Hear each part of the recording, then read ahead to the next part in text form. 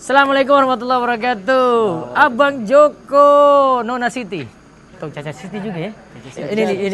Ini kita akan bersama Joko. Ini Joko juga ini. Nah, bagi rekan-rekan yang ada di Ambon, besok insya Allah hari Sabtu. Besok tanggal berapa? Besok tanggal 1 Juni. 1 Juni 2024. Insya Allah pada sholat zuhur nanti di Masjid Al-Fatah. Ya, ayo hadir.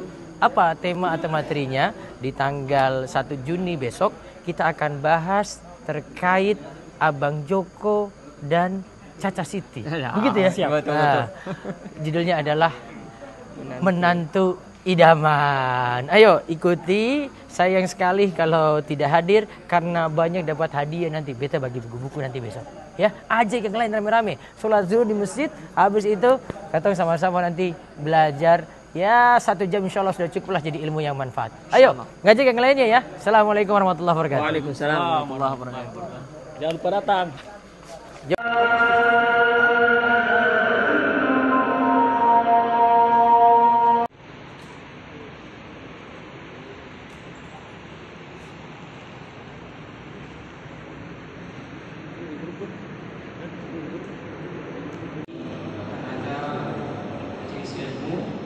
Bersama Al-Ustaz Muhammad Abdul Wasikal MSc pimpinan Pondok Pesantren Darus Sholihin Yogyakarta. Insyaallah beliau akan membawakan tema dengan judul Menantu Idaman. Semoga Allah Subhanahu wa taala berikan kita kemudahan untuk mendapatkan kebutuhan ilmu dari beliau. Assalamualaikum warahmatullahi wabarakatuh.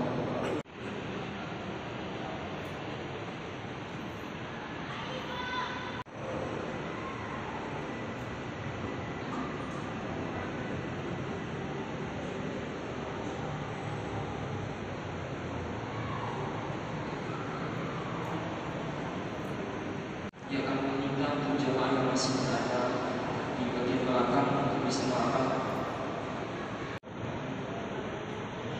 Alhamdulillahirabbil alamin.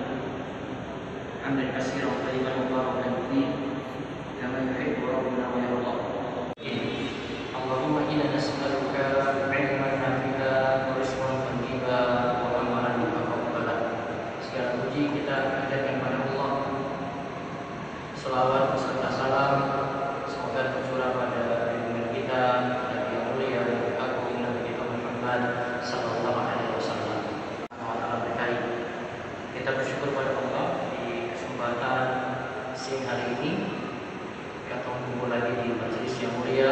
Mudah-mudahan majelis ini Allah beri keberkahan dan perempuan itu menjadi halal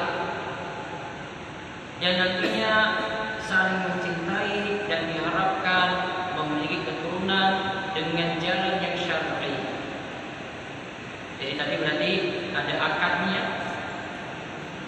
sehingga dalam akad di sini harus memenuhi rukunnya, yaitu ada calon laki, ada calon perempuan, kemudian ada wali, ada saksi, baru ada ijab kabul. Samping itu di sini menjadikan hubungan yang tadi hubungan biasa maka menjadi hubungan yang halal. Awalnya di situ laki-laki dan perempuan bukan mahram, ini adalah berbeda, tidak bebas untuk bergaul. Kemudian dengan menikah akhirnya halal untuk berhubungan, bahkan batasan aurat antara suami dengan istri ini sudah tidak ada lagi. Allah Ta'ala berfirman, wa min ayatihi an khalaqa lakum min anfusikum azwaja litaskunu ilaiha. Dan di antara tanda kuasa Allah, Allah menciptakan untukmu istri-istri dari jenismu sendiri supaya kamu cenderung dan merasa tentram, tenang dengan menikah tadi. Ibnu Mas'ud pernah menyatakan suatu perkataan yang disebutkan dari ayat ini. Dia katakan ilhabisul ghina fil nikah. Kemudian dia inginkan dari menikah itu untuk dapatkan iffah. Menikah itu adalah ibadah. Bahkan kalau kita mau simpulkan, ibadah yang paling lama itu adalah menikah. Terima kasih. Assalamualaikum warahmatullahi wabarakatuh.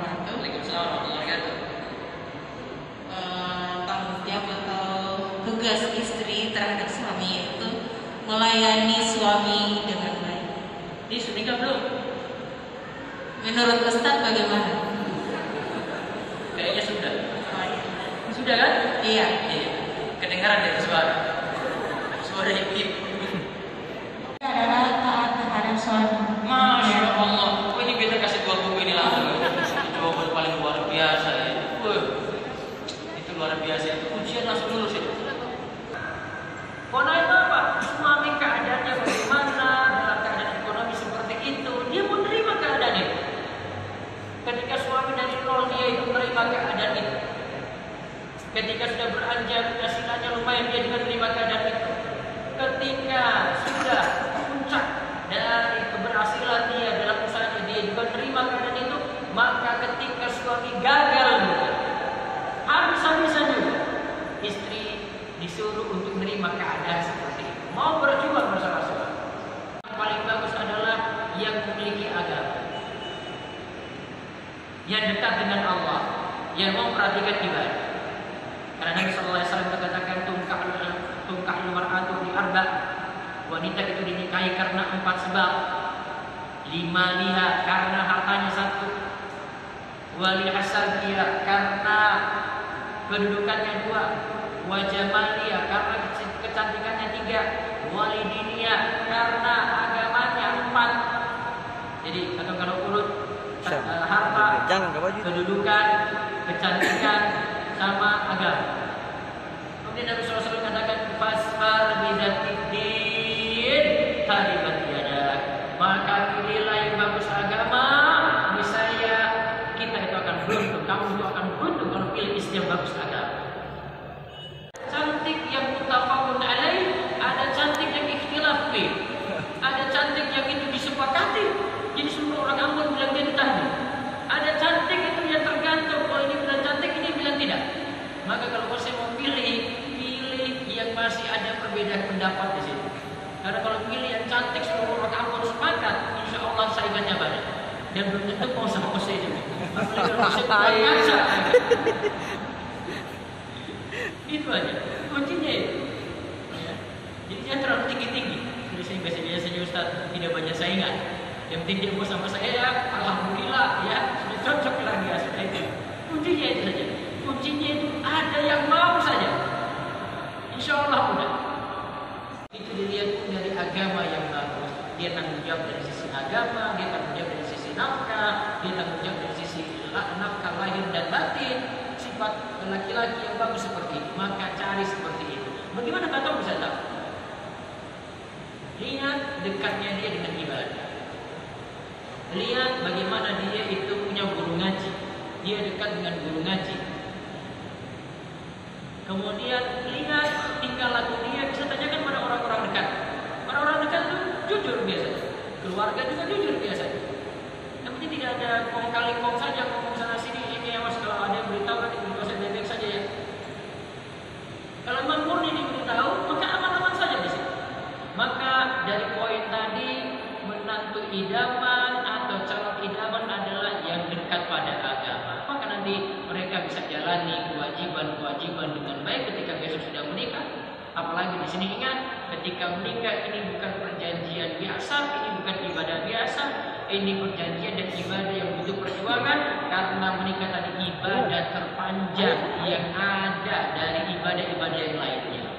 Maka semoga Allah Subhanahu wa taala memberikan kita ketakwaan, memberikan kita petunjuk dengan ilmu, dan bagi yang belum menikah Allah Subhanahu wa taala memudahkan untuk segera menikah dan mendapatkan calon yang terbaik. Monggo silakan bertanya, silakan. Yang ingin saya tanyakan, dalam situasi kita berumah tangga, kita mengenal baik dan buruk seorang istri, ya. Dalam perjalanan mereka misalnya tidak sesuai dengan yang kita harapkan, lalu sabar yang kita tanamkan ke dalam diri, sabar bersabar, namun tidak bisa ada perubahan. Apa hal yang bisa kita ambil dari rumah tangga seperti itu? Demikian. Assalamualaikum warahmatullahi wabarakatuh. Assalamualaikum. Tadi sesuai dengan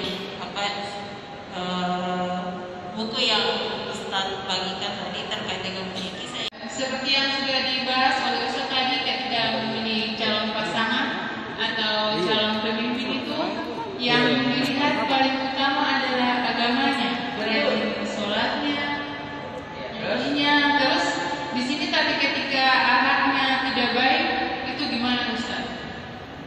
sudah nikah atau belum? Belum, Ustaz. Tidak, maksudnya itu sudah dapat dan sudah jadi suami atau belum? Belum. Iya, belum jadi calon suami begitu. Belum. Itu sudah tahu dari mana? Maksudnya kalau di tempat kerja itu kan, Oh, sudah tahu ada laki-laki Iya, yang bisa bisa. sama dia, yang bisa dia sering sholat, begitu? iya maksudnya. Ya sudah, tidak usah pilih. Tidak mesti kasih tahu ke istri kalau misalnya lagi bicarakan istri begitu, dia simpan dulu aja dulu. Saya takut kalau kasih tahu istri nanti jadi problem lebih besar lagi aja. Misalnya strategi saja itu. Ini kuncinya ada di laki-laki. Karena dia punya dua sosok perempuan di situ. Jadi jangan bikin ini masalah lagi. Jangan bikin ibu sendiri itu jadi jauh, jangan bikin istri sendiri jadi jauh. Terus yang ketiga, inilah ujian dalam pernikahan seperti itu. Saran saya, Ustaz, saya harus bersabar. Saya jawab saya, iya. Justru ketika dapat problem seperti ini, akhirnya ada orang itu yang ketika ada masalah dalam rumah, baru kemudian dia tahajud terus, dekat dengan Allah terus, dia banyak berdoa terus, banyak pohon terus. Ketika tidak ada masalah, ibadah tidak selancar ini. Malah kemarin sebelum kita ke Ambon tuh ada satu konsultasi, dia langsung curhat ke saya pas lagi di bandara. Saya 1 jam dengan ibu ini, dengan saudara dia. Terus saya cuma bilang dia harus banyak-banyak sabar. Tadi ibu tadi cerita dengan adanya ujian kayak begini, ibu akhirnya rajin sholat kan? Iya, Masya Allah, itu sudah bagus sekali. Tinggal ibu perbaiki diri saja, saya bilang iya. Terus cari lagi yang keempat ini, cari hiburan-hiburan yang bisa lebih menenangkan hati. Coba nanti ibu lebih dengar kajian lagi, biar iman itu lebih diperkuat dalam hati. Insya Allah badai pasti berlalu. Ingat, namanya ujian itu tidak boleh kita katakan ujian terus menerus, tidak. Nanti satu waktu itu akan ada endingnya, akan ada ujungnya. Dan Allah itu membanding kita mampunya seberapa. Memang ujiannya di situ. Tidak mungkin kita dikasih ujian lebih daripada itu. Dalam menghadapi keluarga itu biasanya tantangannya itu ada pada ipar dan orang tua. Untuk menjadi pilar idaman ini kaitannya juga. Bagaimana ketika menghadapi tantangan itu, ketika istri mau tinggal sendiri untuk menghindari konflik rumah tangga, tapi suami mau untuk tinggal bersama mertua karena tanggung jawab suami dalam melihat orang tuanya. Kira-kira dalam menghadapi tantangan itu agar keluarga baik dan kemudian taat kepada suami dan suami juga bisa taat kepada orang tuanya, apa yang harus dilakukan oleh keluarga seperti itu? Itu makanya itu kuncinya di laki-laki itu kalau bisa dapat solusi dua-duanya. Kalau memang ketika nanti dengan masuk nikah ya tidak usah. Ya, itu ujiannya justru. Ujiannya asik sekali. Dan harus bisa atasi itu enak sekali. Ya, naik kelasnya di sini. Kalau tidak mau naik kelas, jomblo saja. Kalau mau naik kelas nikah. Oke? Semoga Allah beri taufik dan hidayah. Itu saja dari kita. Mudah-mudahan bermanfaat dan Allah jaga kita semuanya dalam kebaikan. Mudah-mudahan di waktu lain nanti bisa mampir lagi di Ambon insyaallah. Demikian.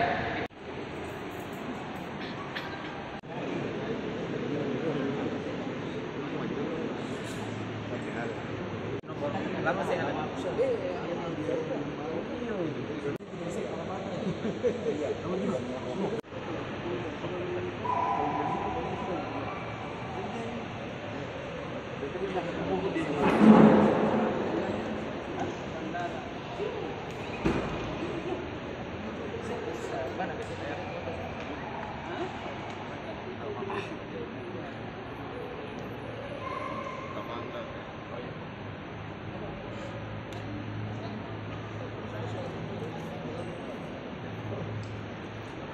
biasa kalau kota.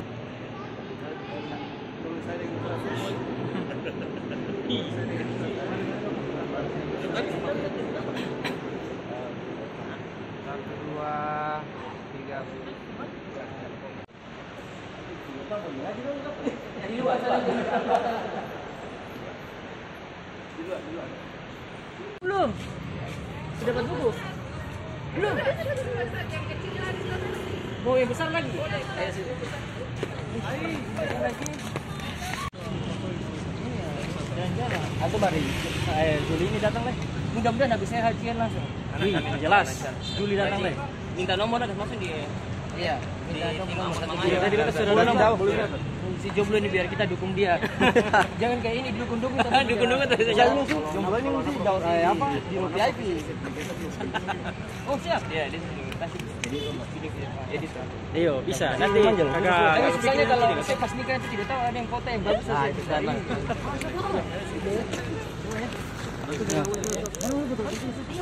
Alhamdulillah sudah domisili sini, Ustaz. Mari kamu. Mari kita apa gunanya? 1, 2, 3. Bagi dia mana dia? 1, 2, 3. Ya. Tidak ada masalah dengan mertua. Tidak ada. Mana lagi?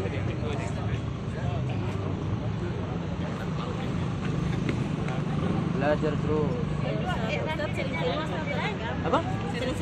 Iya, nanti saya cari ongkos gitu buat bikin ongkos sini. Bikin bazar. Iya.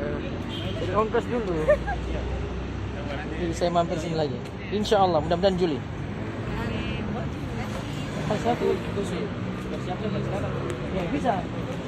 Kita cari itu.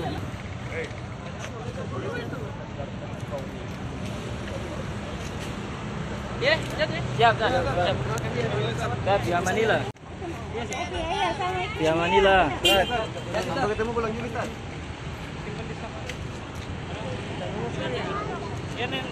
Ya, Bude.